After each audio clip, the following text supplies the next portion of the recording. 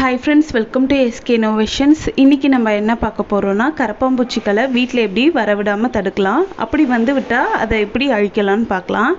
அதுக்கு நம்ம இன்னைக்கு ஒரு எலுமிச்சை பழம் எடுத்துக்கோம். இதை வந்துட்டு கட் பண்ணிட்டு இதோட ஜூஸை வந்து எடுத்துக்கலாம். இதோட விதையெல்லாம் நீக்கிட்டு ஒரு ஸ்பூன் அளவுக்கு தண்ணி சேர்த்து வச்சிருக்கேன். அடுத்த பொருள் என்னன்னா நம்ம தலைக்கு யூஸ் பண்ணக்கூடிய ஷாம்பு தான். நீங்கள் எந்த பிராண்ட் ஷாம்பு யூஸ் பண்ணுறதா இருந்தாலும் சரி, அதுலேருந்து ஒரு டீஸ்பூன் அளவுக்கு இந்த மாதிரி ஒரு பவுலில் எடுத்து வச்சுக்கோங்க. இப்போ நம்ம இதோட ஒரு டீஸ்பூன் அளவுக்கு சர்க்கரை சேர்த்துக்கலாம். சர்க்கரைக்கு பதிலாக நீங்கள் தேன் கூட சேர்த்துக்கிறதா சேர்த்துக்கலாம். அடுத்து இதோட நம்ம ஏற்கனவே ரெடி பண்ணி வச்சுருக்க லெமன் ஜூஸை ஆட் பண்ணிக்கலாம்.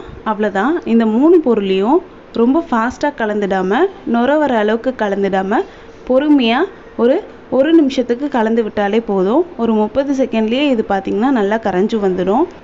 இப்போ இந்த தண்ணியை பார்த்திங்கன்னா ஒரு ஸ்ப்ரே பாட்டிலில் நீங்கள் ஊற்றி வச்சுட்டு எங்கெங்கெல்லாம் கரப்பாம்பூச்சி வரக்கூடிய இடமோ அந்த இடத்துலலாம் நீங்கள் நைட்டு தூங்க போகிறதுக்கு முன்னாடி ஸ்ப்ரே பண்ணி விட்டுடலாம்.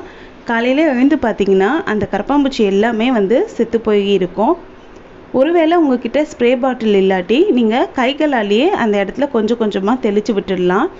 இந்த டிப்பே போதும், எல்லா கரப்பாம்பூச்சியுமே செத்து போயிடும். இதே மாதிரி நீங்கள் ஒரு வாரம் பண்ணிட்டு வந்தீங்கனாலே போதும், வீட்டில் இருக்கக்கூடிய எல்லா கரப்பாம்பூச்சியுமே செத்து போயிடும். எங்கள் வீட்டில் பார்த்திங்கன்னா ஒரு கரப்பாம்பூச்சி கூட இல்லவே இல்லை. அதுக்கு நான் முன்னாடியே என்ன ஃபாலோ பண்ணேன்னா, வீட்டில் இருக்கக்கூடிய ஷெல்ஃபில் கொஞ்சம் கூட நியூஸ் பேப்பர் இருக்கவே கூடாது. நம்ம பொதுவாக என்ன பண்ணுவோம்னா, சமையல் அறையில் மளிகை சாமான்லாம் அடுக்கிறதுக்கு முன்னாடி கீழே வந்து ஷெல்ஃபில் நம்ம நியூஸ் பேப்பர் போட்டு வைப்போம். ஆனால் அந்த மாதிரி போட்டு வச்சாதான் கரப்பாம்பூச்சிலாம் வந்து அதிகமாக வந்து சேர்ந்துடும். அதனால் நியூஸ் பேப்பர் போடவே போடாதீங்க. அடுத்தது என்னென்னா, வீட்டில் பொருட்களெல்லாம் எடுத்து வைக்கிறதுக்கு, புக்கெல்லாம் எடுத்து வைக்கிறதுக்கு சின்ன சின்னதாவோ பெரிய பெரியதாவோ அட்டைப்பெட்டி யூஸ் பண்ணுவோம். இந்த மாதிரிலாம் அட்டைப்பெட்டியும் நியூஸ் பேப்பரும் யூஸ் பண்ணாலே அந்த வீட்டில் கண்டிப்பாக கரப்பாம்பூச்சி வந்துடும். அதனால் முடிஞ்ச அளவுக்கு அட்டைப்பெட்டியும் நியூஸ் பேப்பரும் கண்டிப்பாக எங்கேயுமே யூஸ் பண்ணாதீங்க. அடுத்தது என்னென்னா, நம்ம தினமுமே சேர்க்கக்கூடிய குப்பையெல்லாம் வந்துட்டு தினமுமே கொட்டிடணும். அப்படி கொட்டாமல் ஸ்டோர் பண்ணி வச்சுருந்தாலும் கண்டிப்பாக கரப்பாம்பூச்சி வந்துடும். அதுக்கடுத்து நைட்டு தூங்க போகிறதுக்கு முன்னாடி சிங்கில் இருக்கக்கூடிய பாத்திரம்லாம் நைட்டே விளக்கி வச்சுட்டோன்னா கண்டிப்பாக கரப்பாம்பூச்சிலாம் வராது. இந்த டிப்ஸ்லாம் நீங்கள் ஃபாலோ பண்ணாலே போதும், கரப்பாம்பூச்சி வீட்டுக்கு வரவும் வராது. அப்படியே வந்திருந்தாலும் ஈஸியாக அழிஞ்சு போயிடும்.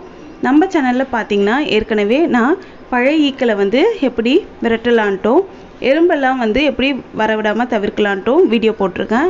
அதோட லிங்க் டிஸ்கிரிப்ஷன் பாக்ஸில் கொடுக்குறேன். பார்க்காதவங்க செக் பண்ணி பாருங்கள். இந்த வீடியோ உங்களுக்கு பிடிச்சிருந்தால் லைக் பண்ணுங்கள், ஷேர் பண்ணுங்கள், கமெண்ட் பண்ணுங்கள். நம்ம சேனலில் ஃபஸ்ட் டைம் பார்க்குறீங்கன்னா மறக்காமல் சப்ஸ்கிரைப் பண்ணுங்கள். தேங்க்ஸ் ஃபார் வாட்சிங் ஃப்ரெண்ட்ஸ்.